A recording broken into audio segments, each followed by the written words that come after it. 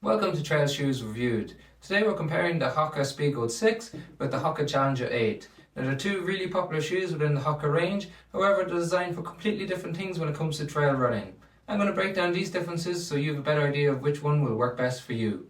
When we talk about the midsoles, first of all, we've got a similar CMEVA cushioning in terms of the mould in the Speedgoat 6 and the Challenger 8, but they feel completely different underfoot. So you've got a really firm feel in the Speedgoat 6, and that gives you a really nice ground contact feel when you initiate contact with the ground, and it's quite a responsive shoe overall despite the amount of cushioning in it.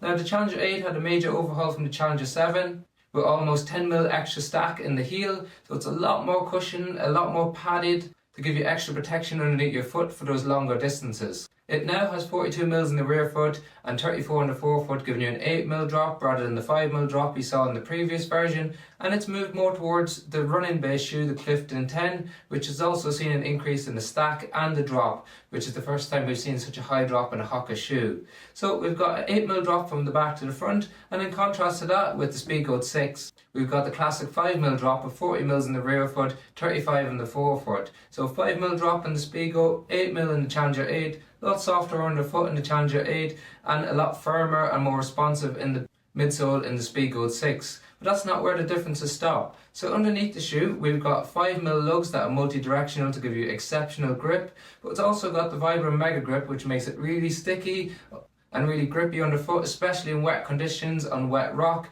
When you're going downhill, changing direction, this has got you covered on all those bases. In contrast to that, the Challenger series has been renowned for being a road to trail shoe. So it's got a 4mm lug length and it's got some multi-directional lugs on it, but they aren't as sharp and they don't provide as much bite as what we see in the Speedgoat 6. So it allows you to transition nicely from road to grass to light to moderate technical terrain. However, it doesn't give you the same grip on deep mud, on wet rock as what we see in the Speedgoat 6. But just one caveat to keep in mind is we've seen with the Vibram MegaGrip that it does wear down quickly if you were to run on the road with it. It's not to say that you can't, but those longer lug lengths, the firmer midsole and the Vibram MegaGrip mean that it might not be as comfortable underfoot.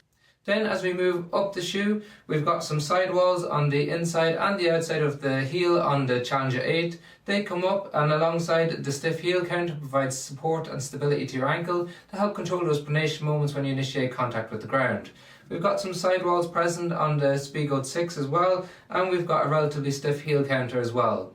We've got a relatively narrow forefoot in the Speedgoat 6, which makes it really good for getting your foot into these different nooks and crannies when we're running. But those of you with a broader foot, you may not enjoy the lack of toe space in that forefoot toe box. So there is a wide version as well, but even on that it is tapered.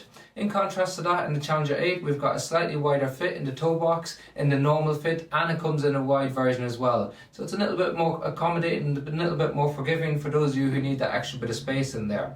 It's extremely stiff in the forefoot as well, which adds some extra element of protection, and we've got some stiffness in the Speedgoat 6 as well, so as you can see it's really hard to bend even though there isn't a rock plate inside either of these shoes.